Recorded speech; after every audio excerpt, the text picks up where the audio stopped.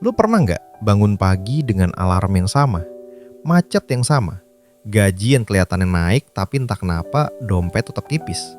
Di satu sisi lu kerja mati-matian, di sisi lain harga naik pelan-pelan tapi konsisten, kayak maling yang sabar. Dan yang bikin nyesek, lu sadar kalau lu berhenti kerja sebulan aja, hidup langsung goyah. Gue sering bilang ke temen-temen gue, masalahnya bukan lu kurang kerja keras. Masalahnya, lu terlalu lama main di sistem yang dari awal nggak dirancang bikin lu merdeka. Gaji kantoran itu kelihatan aman, tapi sebenarnya rapuh. Aman selama lu dibutuhkan. Begitu sistem batuk, lu yang pertama disingkirin. Nah, di video ini gue nggak mau bahas mimpi muluk. Nggak ada startup, nggak ada jargon motivasi kosong. Gue mau bongkar 5 ide bisnis yang kelihatannya biasa, bahkan sering diremehin. Tapi diem-diem, penghasilannya bisa ngalahin gaji kantoran. Ini bukan teori buku, ini bisnis yang hidup di sekitar kita, yang tiap hari lu lewatin, tapi jarang lu lihat sebagai mesin uang. Yang bikin menarik, 5 bisnis ini bukan soal pinter atau nggak pinter, bukan soal koneksi atau titel. Ini soal ngerti alur uang, ngerti kebutuhan orang, dan ngerti cara main di dunia nyata. Bisnis-bisnis ini tumbuh bukan karena viral, tapi karena dibutuhkan. Dan selama manusia masih hidup normal, bisnis ini nggak kemana-mana. Di video ini, gue bakal kasih lu cara mikirnya, logikanya, dan strategi dasarnya. Bukan cuma apa bisnisnya, tapi kenapa bisnis ini bisa jalan, dan gimana lu bisa mulai dengan kondisi lu sekarang. Kalau lu ngerasa hidup lu stuck di angka yang sama tiap bulan, mungkin ini saatnya lu denger sampai habis. Kalau siap, kita mulai bedah realitanya. Banyak orang salah kaprah dari awal. Mereka mikir, kalau mau kaya, harus bisnis yang keren, yang kelihatan pinter, yang kalau diceritain bikin orang kagum. Akhirnya yang dikejar itu tampilan, bukan alur uang. Padahal uang gak peduli bisnis lu kelihatan keren atau enggak. Uang cuma peduli satu hal, ada masalah nyata dan lu hadir sebagai solusi. Masalahnya, sistem bikin kita percaya kalau kerja aman itu ya kerja kantoran. Gaji tetep, tanggal tetep, hidup kelihatan rapi. Tapi yang jarang disadari, gaji itu plafon. Mau sekeras apapun lu kerja, angka maksimalnya udah ditentukan dari awal. Dan setiap tahun, nilai uangnya makin tergerus. Sementara tanggung jawab hidup makin berat. Bisnis kecil yang sering diremehin justru kebalikannya. Dia nggak punya batas atas yang kaku. Selama lu sanggup ngelayanin lebih banyak orang, memperbaiki sistem, dan jaga kualitas, aliran uangnya bisa naik tanpa perlu izin siapapun. Tapi karena tampilannya biasa, banyak orang ngerasa gengsi buat mulai. Yang lebih berbahaya lagi, banyak yang nunggu modal besar dulu. Nunggu sempurna dulu, nunggu siap dulu. Padahal di dunia nyata, yang bikin orang jalan itu bukan siap, tapi kepepet dan paham kebutuhan pasar. 5 bisnis yang bakal gue bahas ini bukan bisnis impian versi media sosial. Ini bisnis yang hidup dari kebutuhan harian, dan justru karena itu, dia kuat. Kalau lu masih nganggep bisnis kecil itu cuma sampingan, di titik ini gue mau buka pikiran lu pelan-pelan. Kadang, yang kelihatan kecil itu justru pondasi paling kokoh buat bangun kebebasan finansial. Dan sekarang, kita masuk ke inti permainannya. Sekarang kita masuk ke inti. Gue mau lu buang dulu cara mikir lama bahwa bisnis itu soal ide cemerlang. Di level pemula, bisnis itu soal satu hal, arus kebutuhan yang berulang. Kalau orang butuhnya cuma sekali seumur hidup, lu capek cari pelanggan. Tapi kalau orang butuhnya tiap minggu, tiap bulan, bahkan tiap hari, disitulah mesin uang mulai kelihatan. Kita mulai dari yang pertama, jasa cuci motor dan mobil. Banyak orang ngeremehin bisnis ini karena kelihatannya kotor dan capek. Tapi justru di situ kekuatannya. Motor dan mobil itu bukan barang mewah lagi, itu alat hidup. Orang pakai buat kerja, antar anak, cari makan. Dan kendaraan kotor itu bukan pilihan, itu kepastian. Artinya, kebutuhan cuci itu akan selalu balik lagi. Secara logika bisnis, ini bisnis cash harian. Nggak ada utang pelanggan. Orang datang, bayar, selesai. Lu nggak nunggu tempo, nggak ribet invoice. Modal awalnya juga relatif kecil dibanding potensi putaran uangnya. Yang bikin orang gagal biasanya bukan karena pasar yang nggak ada, tapi karena ngelola waktunya berantakan dan kualitasnya salah-salah. Analogi gampangnya begini, cuci motor itu kayak warung makan pagi. Orang nggak nanya konsep, nggak peduli branding ribet. Yang penting cepet, bersih, dan konsisten buka. Kalau lu bisa jaga 3 itu, pelan-pelan lu punya pelanggan tetap. Dan pelanggan tetap itu aset, bukan cuma transaksi. Masuk ke bisnis kedua, rental PlayStation. Ini bisnis yang kelihatannya mainan, tapi sebenarnya main di psikologi. Orang capek kerja, capek mikir, dan butuh pelarian murah. Nggak semua orang punya PS di rumah, tapi banyak yang pengen main. Di situ, lu hadir sebagai jembatan. Kesalahan orang waktu masuk bisnis ini biasanya fokus ke alat, bukan ke sistem. Mereka beli PS, taruh, berharap rame. Padahal kuncinya ada di suasana, aturan main yang jelas, dan rotasi waktu. Ini bisnis waktu. Lu jual jam, bukan cuma mesin. Kalau lu atur dengan benar, 1 unit PS bisa kerja belasan jam sehari. Dan tiap jam itu uang. Lu tidur, mesinnya tetap kerja. Disinilah bedanya orang yang mikir bisnis sama orang yang cuma beli alat. Yang satu bangun sistem, yang satu nunggu hoki. Sekarang kita bahas bengkel ban. Ini salah satu bisnis paling jujur yang pernah gue lihat. Ban bocor nggak bisa ditunda. Orang nggak bisa bilang nanti aja minggu depan. Begitu bocor, dia cari solusi saat itu juga. Artinya urgensinya tinggi, dan urgensi itu emas dalam bisnis. Bengkel ban main di lokasi dan kecepatan. Lu nggak perlu tempat mewah. Yang lu butuhin adalah terlihat dan siap. Banyak bengkel ban kecil penghasilannya konsisten karena satu hal. Mereka selalu ada saat orang butuh. Itu aja. Secara mental, ini penting buat lu pahami. Bisnis yang kuat itu bukan yang bikin orang kagum, tapi yang bikin orang bersyukur karena lu ada. Dan bengkel ban ada di kategori itu. Selama jalan ada, selama kendaraan ada, bisnis ini hidup. Lanjut ke barbershop mini. Potong rambut itu kebutuhan sosial. Orang bisa tahan gak beli baju baru, tapi gak bisa tahan tampil berantakan terlalu lama. Dan yang menarik, potong rambut itu rutin. Sebulan sekali, 2 bulan sekali, itu ritme. Barbershop mini bukan soal gaya mahal. Justru yang dicari itu nyaman, cepat, dan hasil konsisten. Banyak orang gak butuh salon fancy. Mereka butuh tukang cukur yang ngerti maunya gua. Begitu dapet, dia balik terus. Di sini lu belajar soal kepercayaan. Sekali orang percaya sama tangan lu, dia gak gampang pindah. Dan kepercayaan dalam bisnis itu lebih mahal dari iklan. Terakhir di bagian ini, jasa servis motor. Motor itu tulang punggung hidup banyak orang. Begitu rusak, hidup ikut terganggu. Sama kayak bengkel ban, ini bisnis kebutuhan, bukan keinginan.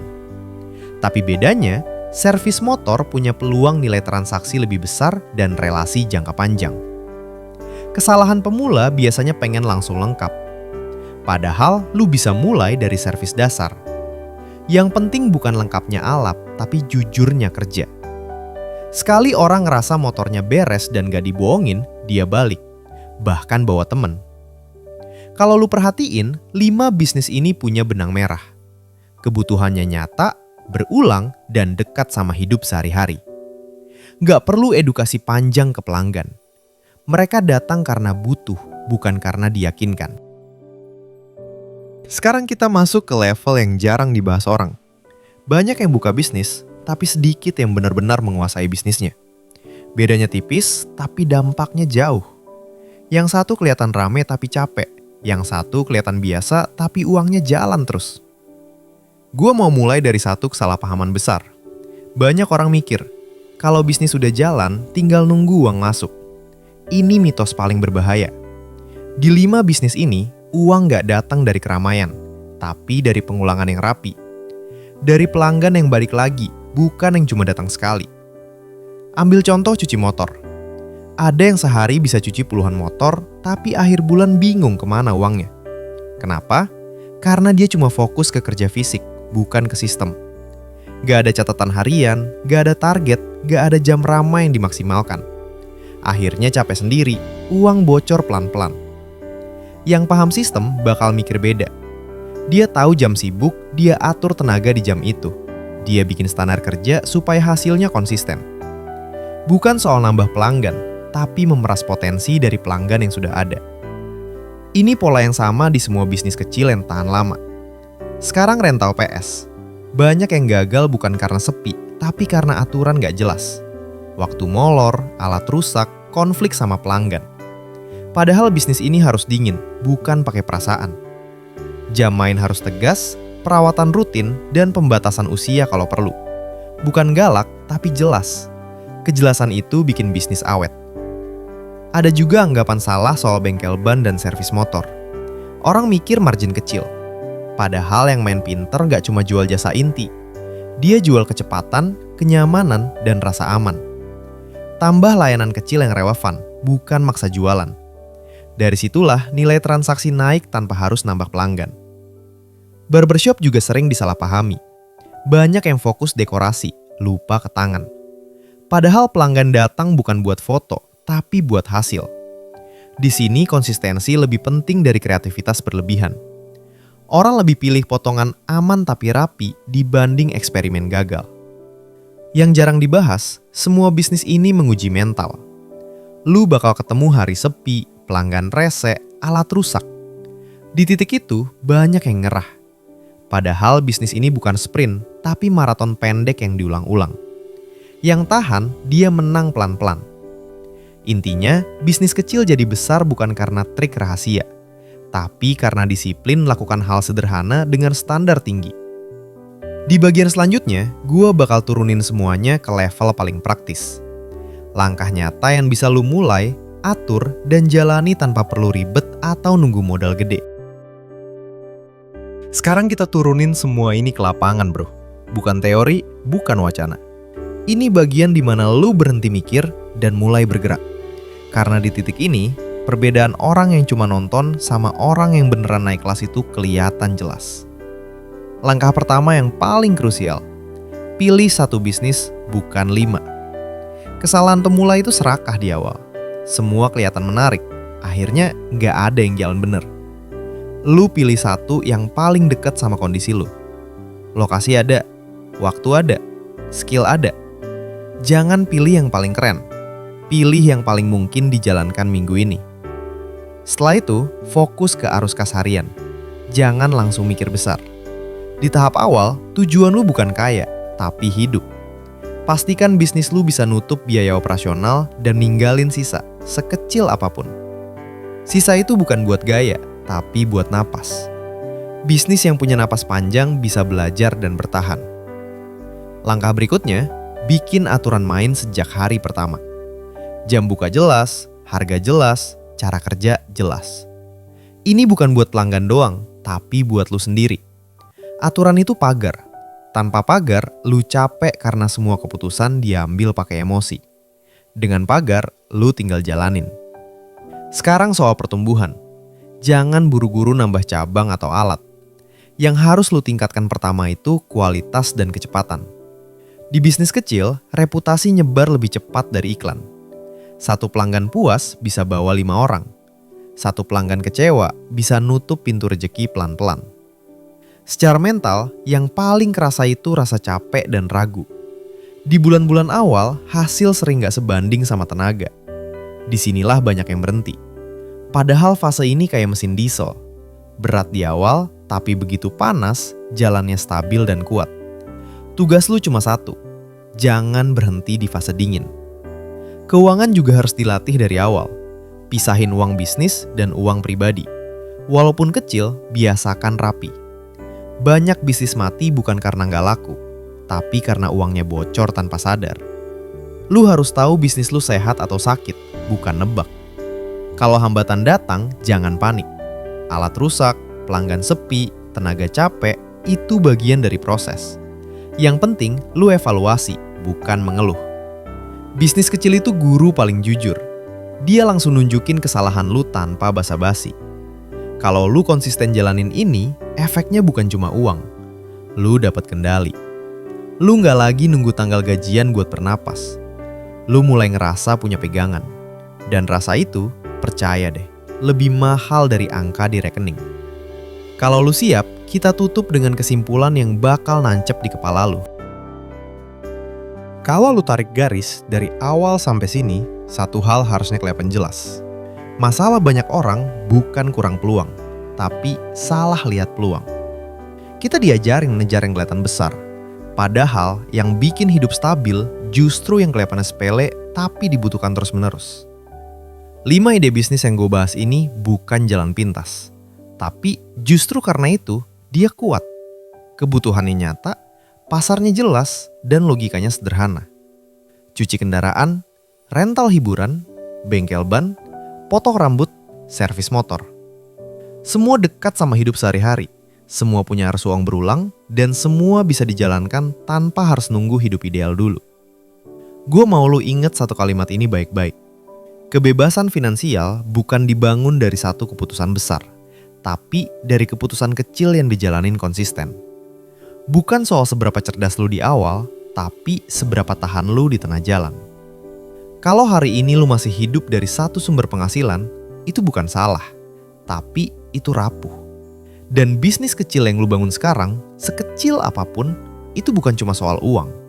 Itu soal kendali. Soal punya pegangan saat sistem berubah. Gue gak minta lu percaya sama gue. Gue minta lu coba satu langkah nyata. Pilih satu ide, pikirin cara mulainya, dan bergerak minggu ini. Jangan tunggu sempurna, karena sempurna itu alasan paling halus buat nunda. Kalau lu ngerasa video ini kena, tulis di komentar bisnis mana yang paling masuk akal buat kondisi lu sekarang. Kita bangun diskusi, bukan buat pamer, tapi buat saling ngingetin bahwa jalan keluar itu ada. Tinggal lu mau jalan atau enggak.